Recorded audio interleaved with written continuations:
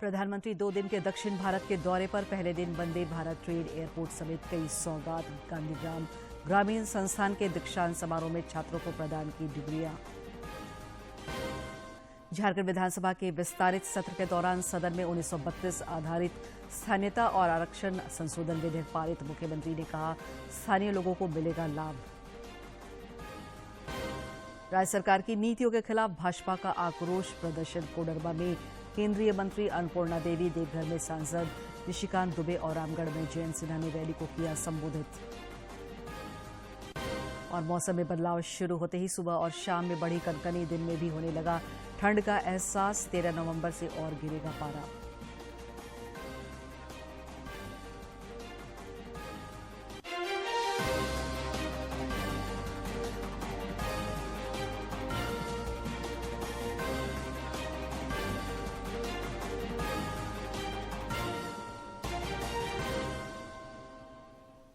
नमस्कार, खबरें झारखंड में आपका स्वागत है। मैं हूं दिव्या और अब समाचार विस्तार से। प्रधानमंत्री नरेंद्र मोदी आज से दक्षिण भारत की 2 दिवसीय दौरे पर हैं। आज पहले दिन श्री मोदी डिंडीगुल में गांधीग्राम विश्वविद्यालय के दीक्षांत समारोह में शामिल हुए। समारोह में 2000 से अधिक विद्यार्थियों को डिग्रियां प्रदान की गई। इस दौरान प्रधानमंत्री ने कहा कि महात्मा गांधी के विचारों में आज की कई चुनौतियों का जवाब है। उन्होंने कहा कि गांधी जी के विचारों से प्रेरित होकर हम आत्मनिर्भर भारत के लिए काम कर रहे हैं।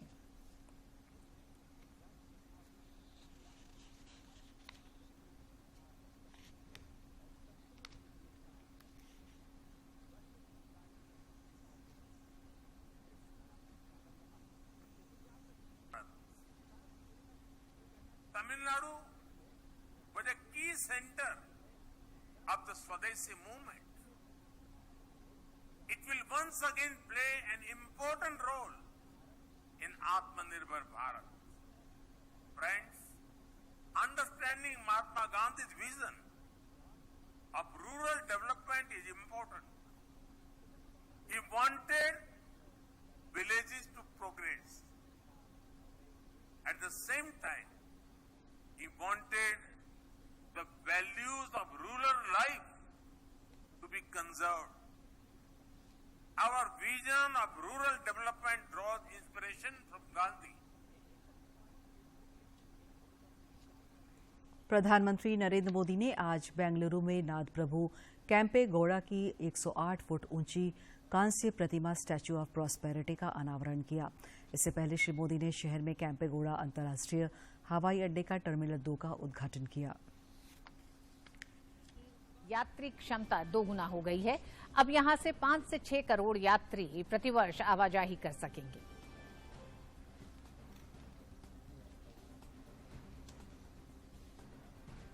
पीएम मोदी ने केंपेगौड़ा अंतर्राष्ट्रीय हवाई अड्डे के मॉडल का भी अवलोकन किया।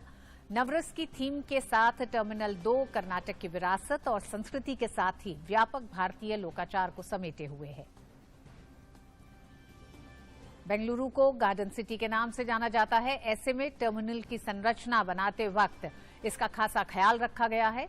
यहां यात्री 10,000 से अधिक वर्ग मीटर में बनी हरी दीवारों, हैंगिंग गार्डन और विभिन्न प्रकार के उद्यानों से होकर गुजरेंगे। एयरपोर्ट की खास बात है, इसका यूएस ग्रीन बिल्डिंग काउंसिल द्वारा प्लैटिनम रेटिंग प्रमाणित होना। हवाई अड्डे ने अक्षय ऊर्जा के 100% उपयोग के साथ सस्टेनेबिलिटी के मामले में एक बेंचमार्क स्थापित किया है। इसके साथ ही पीएम मोदी ने केंपेगौड़ा अंतर्राष्ट्रीय हवाई अड्डे पर यात्रियों को दी जा रही सुविधाओं की भी विस्तार से जानकारी ली। प्रधानमंत्री ने आज अपने दौरे के क्रम में केएसआर रेलवे स्टेशन पर चेन्नई मैसूर वंदे भारत एक्सप्रेस और भारत गौरव काशी दर्शन रेलगाड़ी को झंडी दिखाकर रवाना किया। जनसभा को संबोधित करते हुए प्रधानमंत्री ने कहा कि कर्नाटक को पहली वंदे भारत एक्सप्रेस रेलगाड़ी मिली है और इसके साथ ही बेंगलुरु हवाई अड्डे पर नए टर्मिनल का उद्घाटन किया गया है। यह बेंगलुरु के लोगों की आवश्यकता है। इस ट्रेन के जरिए चेन्नई के औद्योगिक केंद्र और बेंगलुरु के टेक और स्टार्टअप हब और प्रसिद्ध पर्यटन शहर मैसूर के बीच कनेक्टिविटी बढ़ने की उम्मीद है। प्रधानमंत्री ने भारत गौरव काशी यात्रा ट्रेन को भी हरी झंडी दिखाई। भारत गौरव योजना के तहत इस ट्रेन को चलाने वाला कर्नाटक पहला राज्य है, जिसमें कर्नाटक सरकार और रेल मंत्रालय मिलकर कर्नाटक से तीर्थयात्रियों को काशी भेजने के लिए काम कर रहे हैं। तीर्थयात्रियों को काशी, अयोध्या और प्रयागराज जाने के लिए आरामदायक प्रवास और मार्गदर्शन प्रदान किया जाएगा। झारखंड विधानसभा के एक दिवसीय विशेष सत्र में आज 2 महत्वपूर्ण विधेयकों को ध्वनिमत से मंजूरी प्रदान की गई। जिन विधेयकों को मंजूरी प्रदान की गई है वे झारखंड पदों एवं सेवाओं की रिक्तियों में आरक्षण संशोधन विधेयक और 1932 खतियान आधारित स्थानीय नीति संबंधित विधेयक। विधानसभा ने इन दोनों विधेयकों को संविधान की 9वीं अनुसूची में शामिल करने का प्रस्ताव भी पारित किया। आप राजनीतिक तौर पर इनके अब ये हाशिए पर जाने का अब काउंट डाउन शुरू हो गया है। अब ईडी, वीडी, सीबीआई, उबीआई, जेल वेल का जरूरत झारखंड सत्ता पक्ष के लोगों को इससे डराने का कोई जरूरत नहीं। हम लोग जेल में भी रह करके विधानसभा अध्यक्ष रविंद्रनाथ महतो ने विधेयक पारित होने पर अपनी प्रतिक्रिया व्यक्त करते हुए कहा कि आज का दिन ऐतिहासिक है जब सदन में 2 ऐसे विधेयक आए हैं जो झारखंड की अस्मिता से जुड़े हैं। उद्देश्य के प्रति समान होती है।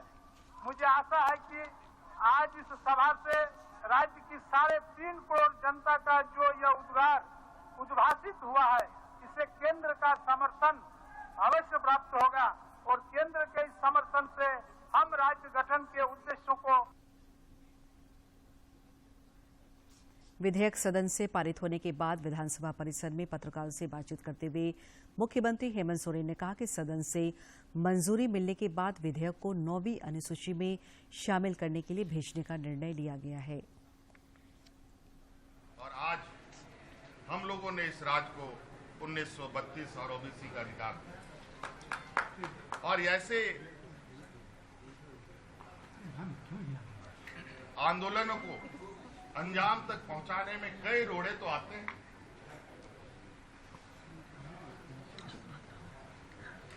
लेकिन ये रोड़ा मौजूदा रोड़ा भारतीय जनता पार्टी के द्वारा उत्पन्न किया गया रोड़ा है। इससे ना हमारी छवि खराब हो सकती है, ना हमारी राजनीतिक ताकत कम हो सकती है।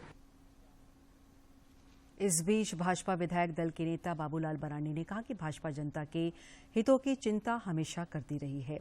उन्होंने स्पष्ट किया कि पार्टी विधेयक का विरोधी नहीं है, लेकिन राज्य सरकार ने सामान्य प्रक्रिया को लंबा बनाने का काम किया है। हम जब राज्य के मुख्यमंत्री थे, चाहे 27% रिजर्वेशन की बात हो या खतियान आधारित स्थानीय और नियोजन नीति हो, सब हम लोगों ने बनाया। लेकिन बाद में कोर्ट से मामला अटक गया तो राज्य सरकार इस समय जो बिल लेकर आ रही थी कोई नई उन्होंने कर नहीं रहे थे। उनको छोटी सी काम करनी थी जो इतनी लंबी यात्रा में निकल गए, जो पता नहीं यात्रा कब इनकी समाप्त होगी ये तो मैं नहीं कह सकता हूँ, क्योंकि काफी लंबी प्रक्रिया जिसको कहते नहीं तो सामान्य थी। क्योंकि उस वक्त जो कोर्ट में कुछ बिंदुओं पर उन्होंने आपत्ति दर्ज की थी, उन बिंदुओं को सिर्फ समाधान कर देते और ये विधेयक यहीं पर पारित हो जाता और फिर कल से लागू हो जाता। विधानसभा में विपक्ष के मुख्य सचेतक और बोकारो के विधायक बिरंची नारायण ने कहा है कि भाजपा 1932 आधारित स्थानीय नीति और ओबीसी आरक्षण की पक्षधर है। को आगे करने वाला सत्र है और पूरी पार्टी भारतीय जनता पार्टी की सोच है कि 1932 का जो खतियान है वो लागू हो, जो 27% ओबीसी को आरक्षण देना है वो लागू हो। लेकिन हेमंत सोरेन जी ने जो किया है ये बहुत ही दुखद है। ये प्रदेश का विषय था, झारखंड विधानसभा का विषय था और इसको शेड्यूल 9 के तहत इन्होंने केंद्र के पाले में भेजने का काम किया और जो प्रक्रिया का पालन किया वो बिल्कुल गलत है। ये ऐसे ही केंद्र में रुक जाएगा, इसलिए रुक जाएगा कि आपने अनुसूची 9 में भेजने के पहले कोई सर्वे कराया नहीं। राज्य की पूर्व शिक्षा मंत्री और कोडरमा विधायक नीरा यादव ने कहा है कि भाजपा अनुसूचित जनजाति, दलितों और पिछड़ों के अधिकारों के लिए सदैव तत्पर रही है। उन्होंने कहा कि राज्य सरकार की मंशा सही होती तो विधेयक को 9वीं अनुसूची में शामिल करने के लिए केंद्र सरकार के पास भेजने की जरूरत नहीं पड़ती। और आगे भी मूलवासी, आदिवासी, दलित, पिछड़े सभी लोगों की चिंता भारतीय जनता पार्टी करती है। आज अगर माननीय मुख्यमंत्री जी की, उनकी सरकार की मंशा सही रहती तो संकल्प निकाल करके आज ये कार्य किए रहते, लेकिन नवीं अनुसूची में तो कभी केंद्र को भेजने का ये सब चर्चा करने की ही जरूरत नहीं थी। चंदन कियारी के विधायक अमर बावरी ने विधेयक को दुर्भाग्यपूर्ण करार दिया है। उन्होंने कहा कि विधेयक में 14% आबादी वाले अनुसूचित जाति को दरकिनार कर दिया गया है। झारखंड के 14% आबादी जो अनुसूचित जाति वर्ग की है, 50 लाख की आबादी है, इस ऐतिहासिक दिन में उसको कहीं भी स्थान नहीं मिला। आज उनको पूरी तरह से दरकिनार कर दिया गया। बाबा साहेब आम्बेडकर के संविधान के उस संवैधानिक प्रावधानों को भी दरकिनार करते हुए अनुसूचित जाति के 50 लाख की जो जनता है उसको, उसके हक अधिकार को छीनने का प्रयास किया गया है। झारखंड मुक्ति मोर्चा के केंद्रीय महासचिव सुप्रियो भट्टाचार्य ने विधानसभा में दोनों विधेयकों को पारित होने पर आज के दिन को ऐतिहासिक बताया है। श्री भट्टाचार्य ने रांची में पत्रकारों से बातचीत करते हुए कहा कि विधेयक पारित होने से यहां के 3.5 करोड़ आदिवासियों और मूलवासियों को वास्तविक हक प्राप्त होगा। झारखंड विधानसभा के विशेष सत्र में 1932 खतियान आधारित स्थानीयता और नियुक्ति तथा सेवाओं में आरक्षण वृद्धि का विधेयक पारित होने पर मुख्यमंत्री आवासीय कार्यालय परिसर में केंद्रीय सरना समिति झारखंड प्रदेश और सरना प्रार्थना सभा के प्रतिनिधियों ने मुख्यमंत्री का अभिनंदन किया।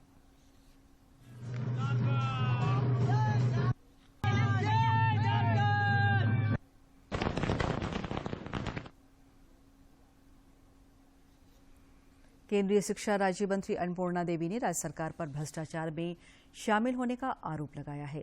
श्रीमती अन्नपूर्णा देवी आज कोडरमा प्रखंड मुख्यालय के समक्ष पार्टी द्वारा आयोजित आक्रोश प्रदर्शन को संबोधित कर रही थी।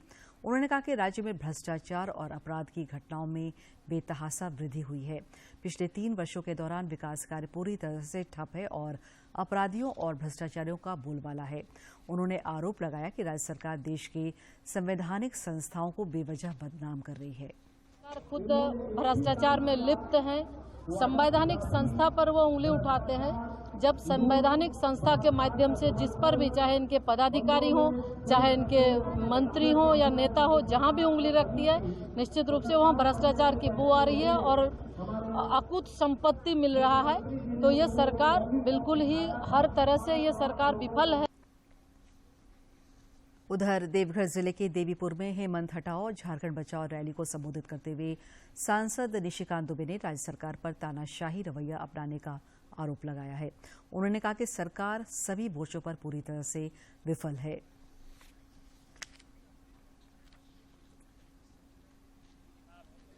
लोगों को 40 रुपये का जो है धोती और साड़ी 400 रुपया में मिल रहा है। वृद्धावस्था पेंशन नहीं मिल रहा है, विधवा पेंशन नहीं मिल रहा है, नरेगा में भ्रष्टाचार है, प्रधानमंत्री आवास जिनको मिलना चाहिए वो नहीं मिल रहा है। और ये सब जो है पिछले 3 साल में बढ़ते जा रहा है और सब का कारण ये है कि पैसा दीजिए, बोल पैसा देख तमाशा। और ये सरकार आपके द्वार नहीं, भ्रष्टाचार आपके द्वार का जो है ये कार्यक्रम चल रहा है। इधर रामगढ़ प्रखंड मुख्यालय पर आयोजित आक्रोश रैली को संबोधित करते हुए हजारीबाग सांसद जयंत सिन्हा ने सरकार पर खनिज संपदाओं के दोहन का आरोप लगाया। श्री सिन्हा ने कहा कि हेमंत सोरेन के नेतृत्व में चल रही सरकार में जनता पूरी तरह से त्रस्त है और सरकार मस्त है।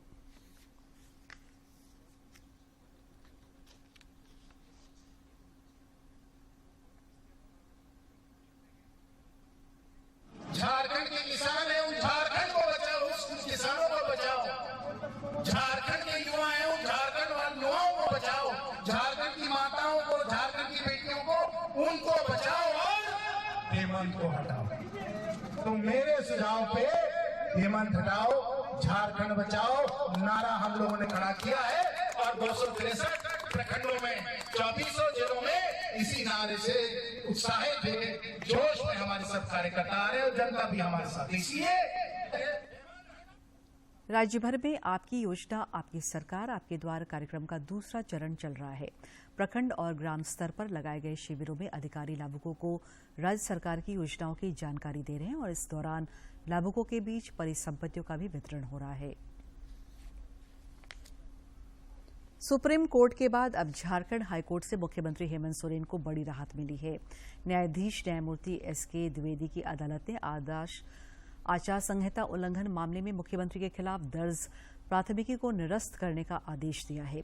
गौरतलब है कि यह मामला 2019 विधानसभा चुनाव के दौरान का है, जिसमें मुख्यमंत्री अपनी पत्नी कल्पना सोरेन के साथ झामुमो पार्टी का सिंबॉलिक पट्टा पहनकर मतदान करने पहुंचे थे, जिसकी शिकायत कार्यपालक दंडाधिकारी राकेश रंजन उरांव ने अरगोड़ा थाना में दर्ज कराई थी। संथाल परगना प्रमंडल का देवघर पहला जिला होगा जहां पाइपलाइन योजना के तहत हर घर में पाइपलाइन से घरेलू कुकिंग गैस की सप्लाई प्रारंभ होने जा रही है।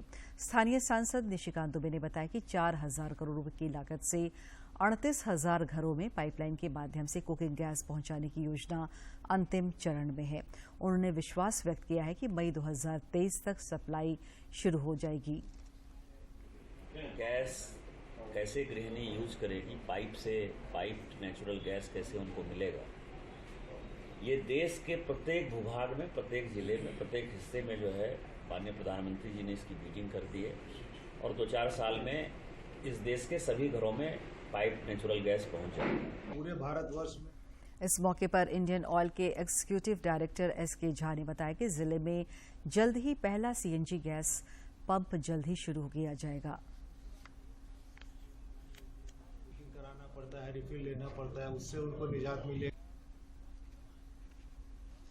देवघर में पिछले 6 नवंबर से 13 नवंबर तक चलने वाले विशेष शिविर में एनसीसी कैडेटों के लिए अग्निवीर और अग्निवीर वायु की जानकारी दी जा रही है। 36वीं Jharkhand NCC cadets commandant officers colonel Harsh Sethi ने बताया कि इस कैंप का उद्देश्य जूनियर और सीनियर सेक्शन के कैडेटों को भर्ती के लिए जागरूक करना है।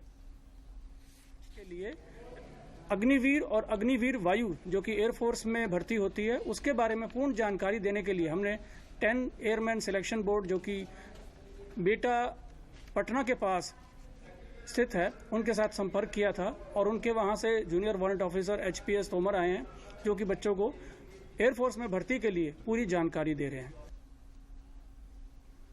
आकांक्षी जिला रामगढ़ में बेटी बचाओ बेटी पढ़ाओ बेटी बढ़ाओ के सफल क्रियान्वयन से लोगों में जागरूकता आई है।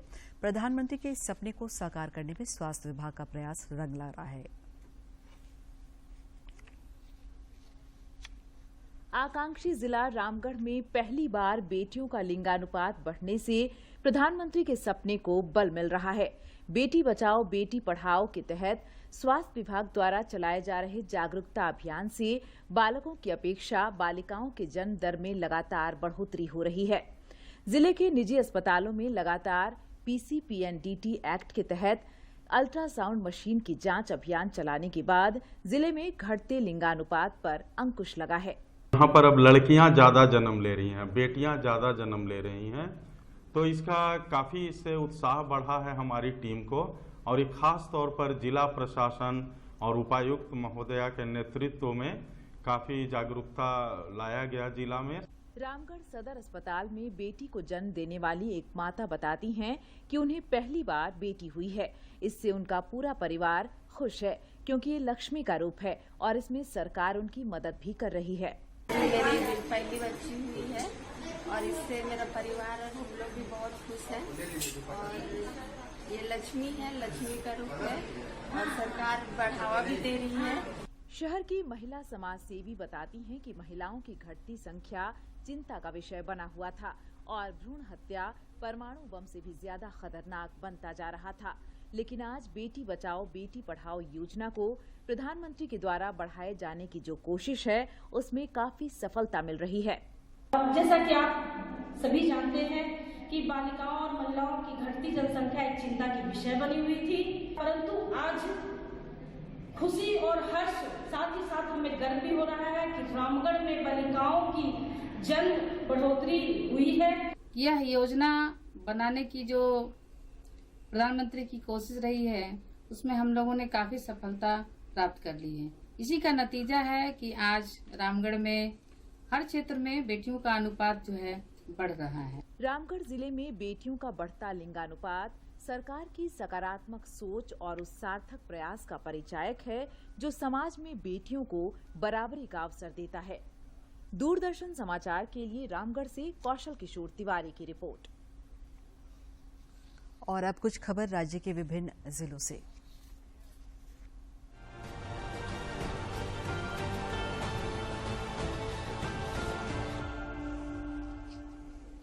ईडी ने राज्य की हेमंत सोरेन सरकार को गिराने के उद्देश्य से विधायकों की खरीद फरोख्त के मामले में मनी लॉन्ड्रिंग की जांच के लिए प्राथमिकी दर्ज कर ली है। इसमें कांग्रेस के 3 विधायकों डॉक्टर इरफान अंसारी, नमन विक्सल कोंगारी और राजेश कश्यप को नामजद अभियुक्त बनाया गया है। आईआईसीएम का 29वां स्थापना दिवस कल रांची परिसर में भव्य तरीके से मनाया गया। कार्यक्रम में मुख्य अतिथि की हैसियत से कोल इंडिया के अध्यक्ष प्रमोद अग्रवाल वर्चुअल रूप से शामिल हुए। उन्होंने कहा कि भविष्य में एनर्जी ट्रांजिशन होना तय है और इसके लिए हम लोगों को अभी से ही आवश्यक प्रशिक्षण दिलाने की जरूरत है। 5 साल के लंबे इंतजार के बाद राजधानी रांची में 18 अक्टूबर से शुरू हुआ स्मार्ट मीटर लगने का काम इसी सप्ताह पूरा कर लिया जाएगा। 10 नवंबर तक अपर बाजार सब डिवीजन में कुल 570 स्मार्ट मीटर लगा दिया गया है। JVVNL का IT सेल लगाए जा रहे स्मार्ट मीटर की मॉनिटरिंग कर रहा है। सदर अस्पताल के नए भवन का हैंडओवर स्वास्थ्य विभाग को मिलने के बाद रांची के उपायुक्त राहुल कुमार सिन्हा ने वहां की व्यवस्था का जायजा लिया। 500 बेड वाले सदर अस्पताल के नए भवन में मरीजों को बेहतर स्वास्थ्य सुविधा उपलब्ध कराने के लिए पूरे भवन का भ्रमण कर सिविल सर्जन और अस्पताल अधीक्षक को उचित दिशा निर्देश दिया गया। गिरिडीह के विभिन्न क्षेत्रों से 3 बाल श्रमिकों को जिला बाल संरक्षण पदाधिकारी और पुलिस ने मुफस्सिल थाना क्षेत्र के दुकानों से मुक्त कराया। श्रम अधीक्षक ने कहा कि हर बाल श्रमिक को मुक्त कराना विभाग का कर्तव्य है। धनबाद जिले के पुटकी में बंद चाणक के समीप सुरक्षाकर्मियों ने छापामारी कर अवैध रूप से जमा 500 बोरी कोयला जब्त किया। जब्त कोयले की कीमत करीब 1 लाख रुपए बताई जा रही है। साहिबगंज के जिला परिवहन पदाधिकारी संतोष कुमार गर्ग ने सेंट जोसेफ अकेडमी स्कूल में सड़क सुरक्षा जागरूकता कार्यक्रम में बच्चों को सड़क सुरक्षा के प्रति जागरूक करते हुए उन्हें ट्रैफिक नियम से जुड़ी जानकारी दी। पाकुड़ में पंचायत समिति की बैठक में विकास योजनाओं की समीक्षा के दौरान विभिन्न विभागों के पदाधिकारी व जनप्रतिनिधि मौजूद थे। बैठक में वीडियो देवेश कुमार द्विवेदी ने पंचायत समिति को 15वें आबद्ध एवं अनाबद्ध वित्त मद में प्राप्त अनुदान राशि, व्यय, क्रियान्वयन तथा अवशेष राशि की जानकारी दी। धनबाद में आज से 3 दिवसीय सब junior Jharkhand badminton championship selection trial शुरू हो गया है। इसमें राज्य के सभी जिलों से लगभग 150 खिलाड़ी भाग ले रहे हैं।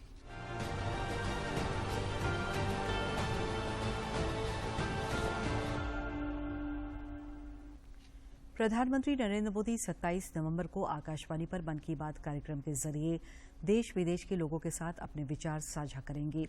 श्री मोदी ने इसके लिए लोगों के सुझाव मांगे हैं। प्रधानमंत्री ने कहा है कि विभिन्न विषयों पर उन्हें भेजे गए सुझावों को कार्यक्रम में शामिल किया जा सकता है। लोग अपने विचार नमो ऐप और mygov.open फोरम पर भेज सकते हैं। वे टोल फ्री नंबर 1800-117800 पर भी अपने सुझाव हिंदी और अंग्रेजी में रिकॉर्ड करा सकते हैं।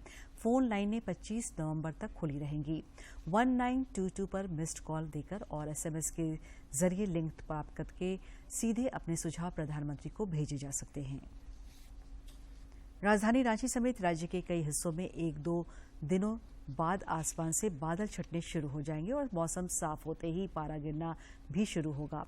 रांची स्थित मौसम विज्ञान केंद्र के वैज्ञानिक अभिषेक आनंद ने बताया कि सुबह और शाम के तापमान में धीरे धीरे गिरावट दर्ज की जाएगी और 20 नवंबर से और तेज ठंड बढ़नी शुरू हो जाएगी।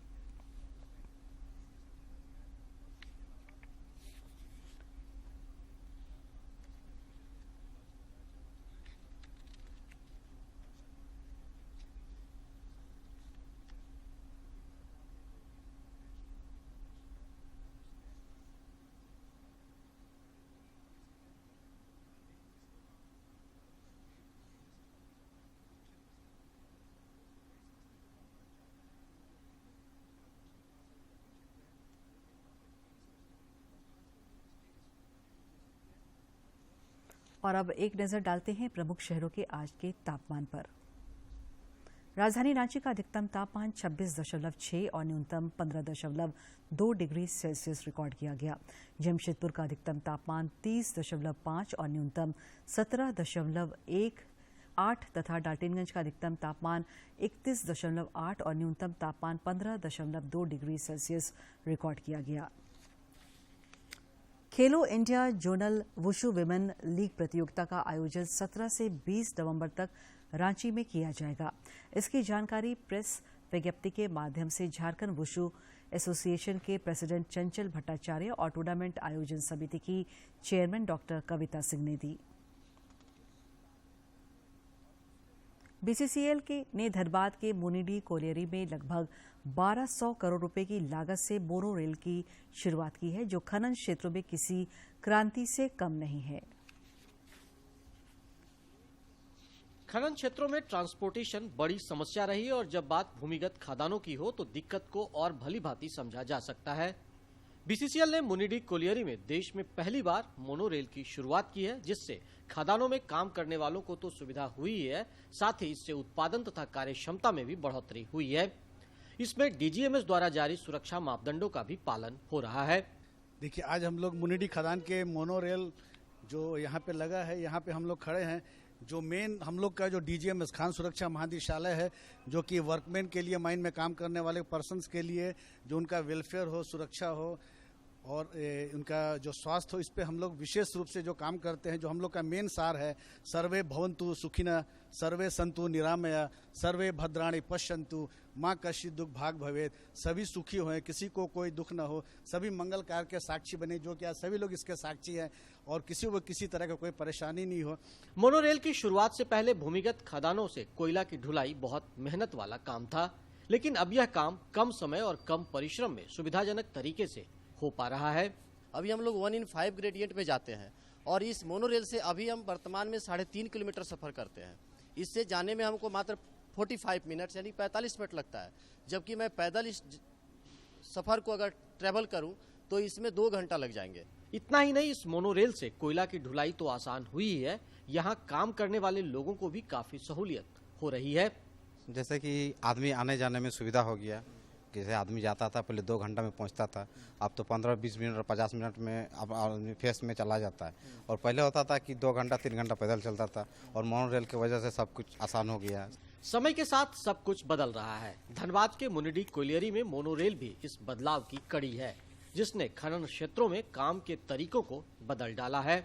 रेल परियोजनाएं तो आपने बहुत सारी देखी होंगी, पटरियों पर दौड़ते हुए रेल, मेट्रो रेल, लेकिन आज आपको हम मोनो रेल की सवारी करा रहे हैं और इसके जरिए बताने की कोशिश कर रहे हैं कि माइंस में जो कोयला निकालना कितना डिफिकल्ट होता था, मोनो रेल जब यहाँ पर इम्प्लीमेंट किया गया धनबाद के इस खादान में, तो उससे जो हम कह सकते हैं कि उत्पादकता बढ़ी, उत्पादन बढ़ा और साथ ही साथ यहाँ जो काम करने वाले कामगार थे, उनका जो एक उनको थकावट होती थी, उनको जो परेशानी होती थी, वो भी दूर हुई और इसके जरिए खादान में एक नया माहौल तैयार हुआ, जो डीजीएमएस के दिशा निर्देश पर यहाँ इम्प्लीमेंट किया गया। और निश्चित तौर पर इसके जरिए जो एक सपना देखा जा रहा है कि कोयला का जो उत्पादन है देश में वो रिकॉर्ड स्तर पर पहुंचे, उसमें ये खादान अपनी भूमिका निभा रहा है। अपने सहयोगी अजय के साथ मैं दिवाकर कुमार, दूरदर्शन समाचार, धनबाद।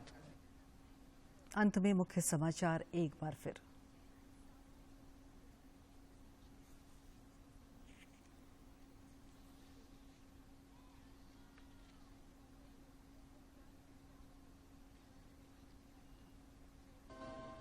प्रधानमंत्री 2 दिन के दक्षिण भारत के दौरे पर पहले दिन वंदे भारत ट्रेन, एयरपोर्ट समेत कई सौगात। गांधीग्राम ग्रामीण संस्थान के दीक्षांत समारोह में छात्रों को प्रदान की डिग्रियां। झारखंड विधानसभा के विस्तारित सत्र के दौरान सदन में 1932 आधारित स्थानीयता और आरक्षण संशोधन विधेयक पारित। मुख्यमंत्री ने कहा, स्थानीय लोगों को मिलेगा लाभ। राज्य सरकार की नीतियों के खिलाफ भाजपा का आक्रोश प्रदर्शन। कोडरमा में केंद्रीय मंत्री अन्नपूर्णा देवी, देवघर में सांसद निशिकांत दुबे और रामगढ़ में जयंत सिन्हा ने रैली को किया संबोधित। और मौसम में बदलाव शुरू होते ही सुबह और शाम में बढ़ी कनकनी, दिन में भी होने लगा ठंड का एहसास। 13 नवंबर से और गिरेगा पारा।